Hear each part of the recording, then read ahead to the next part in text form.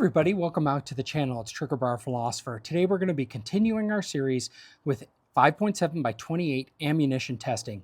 And what we're going to be taking a look at today is Hornady Black. It's a 40 grain VMAX projectile. We've got several guns to look at it in. Should be a lot of fun. Stay tuned and let's get to shooting.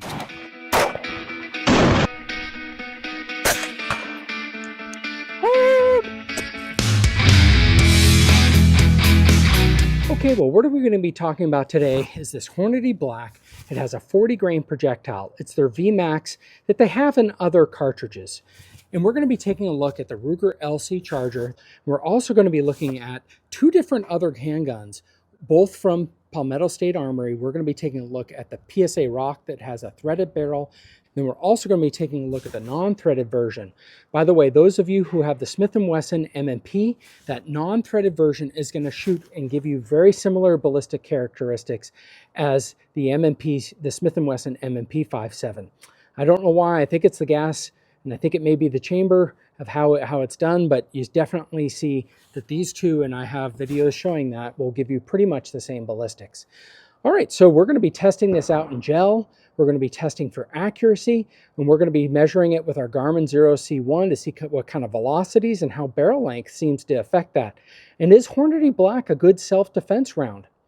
It's a pretty new round for 5.7. Hornady is now making their own cases, which is really exciting because prior to a few years ago, only FN and their branded partners, or at least their subcontracted partners like Fiocchi, was making all the brass for the industry. Well, in the last couple of years, we're seeing a few manufacturers pop up and start making brass for 5.7 by 28, and FN is losing their stranglehold on this round, which is exciting, and I hope to see even more ballistic improvements as this round continues to gain in popularity. All right, this should be a fun time. Let's get to shooting. Let's do a take two. Hornady VMAX 40 grain out of the non-threaded PSA Rock.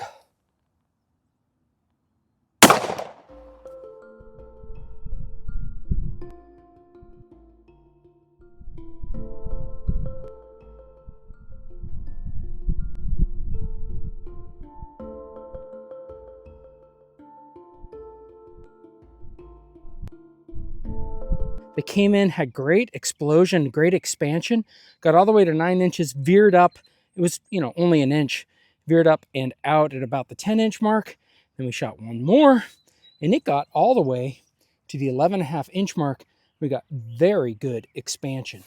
And I think we got very good wounding, a very symmetrical star-shaped pattern instead of just that tumbling, what we see in some of the other rounds.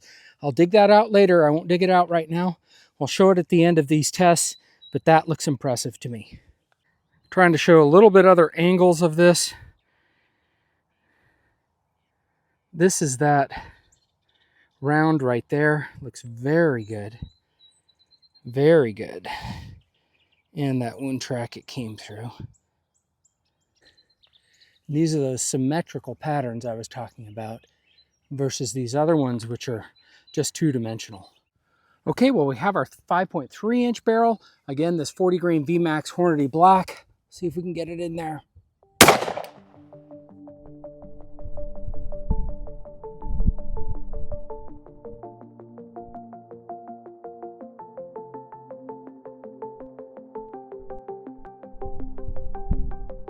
Okay, we got some weird sun going in, and of course, I didn't get much separation between these two shots, but the important thing to check out is the just slight variation in expansion down here at the end. We did get to the 12-inch mark, which is a magical mark. Of course, that's in organic gel. This is in clear ballistic gel, but we have the round here that was from the non-threaded barrel version, so the 4.7-inch, and then we had the 5.2, 3-inch threaded barrel here. Got just about a half-inch more penetration. Both of them look to have very nice expansion for what a 5.7 round typically does. So that is looking very impressive. Let's go to our next barrel length. Okay, well, we have this Hornady VMAX. We have our Ruger LC Charger. We'll see how it performs in the gel.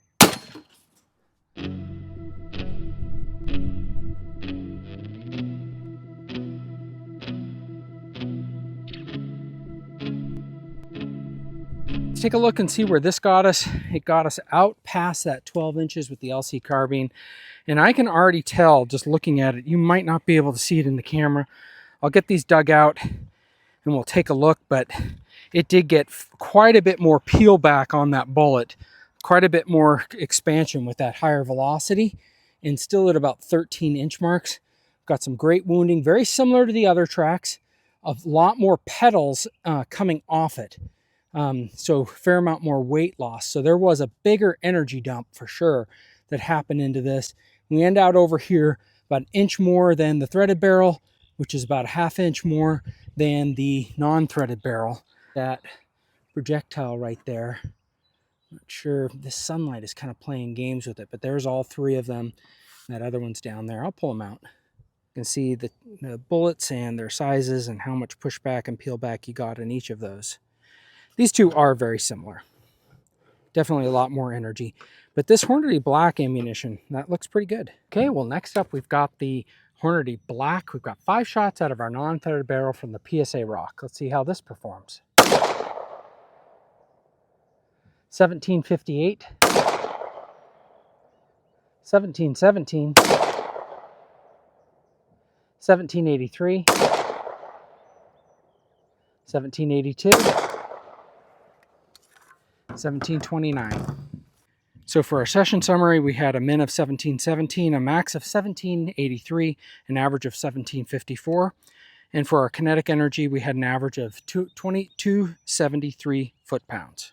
All right, well, we have the Hornady Black. We've got our PSA Rock with a threaded barrel at the 5.3 inch. Should see some increase in velocity. Let's see if that turns out. 1794, 1765, 1819, 1825, and 1840. We did see a nice increase. That is really good to see. So for our session summary, we had a min of 1765, max of 1840, an average of 1808, an extreme spread of 75, so that's not particularly great. But then the average kinetic energy of 290, that's a 20 foot-pound energy increase. That's pretty good out of that extra ½ inches of barrel. Just so you know, ½ inch can make a difference. Okay, well, we have the LC carbine up next. We'll see how it performs with this 40 grain Hornady Black. 2106, 2132, 2119, 2136, and 2120. It's not a bad increase. Let's just take a quick look at our session summary. Okay, so for our min, we had 2106. Our max, we had 2136. That's pretty good. Extreme spread of 29. I mean, it's not amazing, but it's not bad. An average kinetic energy of 403 energy foot-pounds. That's pretty good out of that. Okay, well, as you can see, we had to change ranges again. We've got our non-threaded barrel. We've got this Hornady VMAX. Let's see how we can do for accuracy.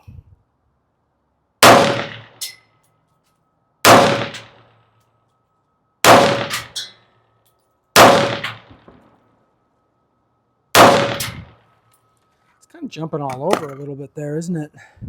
Okay, well, I have an optic on now. We've got 5 rounds of the Hornady Black. Let's see how this performs.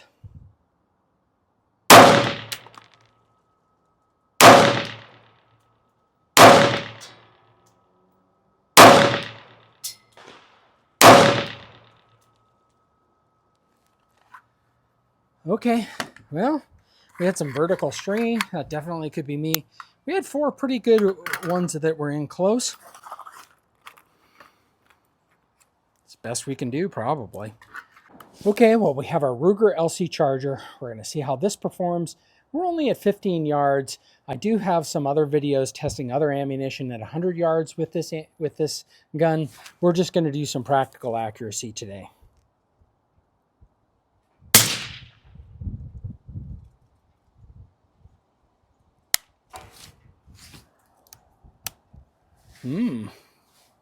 What happened there?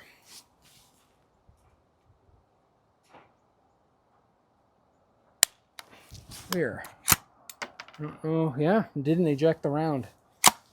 So that's not good. That's the first failure I think I've had with this gun.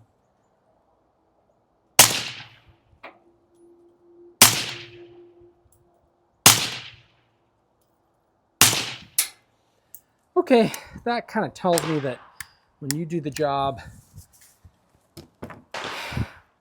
the bullets seem to do their job. That is interesting that we got a failure on that one. I don't know what's going on. It has been a while since I've cleaned this, but I don't know. That's too bad. Okay, well, let's wrap things up today. This is actually my second time shooting this. I did it out at the range, but man, the lighting there was just so terrible. My apologies for all of that. It's been a little while since I've actually shot the video. I've had time to process it. I do think that this Hornady Black is a fantastic round. When I left the range, I was like, dang, this is the best. But in hindsight, it is more and more concerning to me that I did have that failure to extract with the LC charger. Now, all rounds can have that. I was out at the range. I had some great MagTech ammo, and I got a light primer strike. I thought, is this my gun? I tried it in several different guns. It does not work in any gun. It's a dead primer. That happens with any manufacturer. I did shoot the remainder of all of my ammo of the Hornady Black. I only bought 2 boxes because it is expensive. And with that, I didn't have any more failures with the Ruger LC charger. I would like to hear from other people if they've had any failures with it. I think it's a new case. It's a new type of ammunition that Hornady is putting out. I mean, they've had the bullets in the FN rounds before and in the AAC, which we're coming up to in another video, but this is their first time making their own brass and putting out their own cartridge in 5.7 by 28. So I am excited for it, but I am a little worried and concerned about the failures we're having with it. Recently, there was a video that was put out by someone that I like to follow, and that's Hopophile, and Hop on YouTube, and he did a review on the LC charger. He claimed to have had multiple failures as well, and had them especially when shooting Fiocchi. That's the exact opposite experience that I've had. I've had most of my failures on any of my systems with AAC ammunition. And I've had no failures. I don't think I've ever had a failure with any Fiocchi round. So that's something to consider, is that maybe different guns prefer different things. I have 3 5.7 by 28 guns, and I could say that the AAC ammunition continues to have failures. Today we're going to talk about and get back to on topic and talk about the Hornady Black. I think the gel performance was fantastic. We did see some extreme spreads in there, which could also take into effect why we got different lengths in that. I do think that based on what we saw with the bullets, that would explain why the LC charger got deeper than the other ones. Even though it's a hollow point expansion, you typically, when you get increased velocity, you don't get extra distance because you get extra expansion. And we saw that bullet so much of it came off and it stayed relatively thin. That's why it got deeper. Overall, I thought that in the gel performance, in terms of the temporary cavities, it did very well. I was very impressed when I was doing my video editing of it. And I think that this is a round that you definitely have to consider. All self-defense rounds in 5.7 by 28 are fairly expensive. And so that's, something, but so I'm glad that Hornady's in, but this Hornady Black is really no exception to that. It's not over the top expensive like I paid at times for some 5.7 by 28 rounds, but it's definitely, it's not the really cheap stuff that you can get on great deals. So with that said, I hope everyone has a great week. I'd love to hear what you think about this Hornady Black. Please put it in the comments below, and let's get to shooting.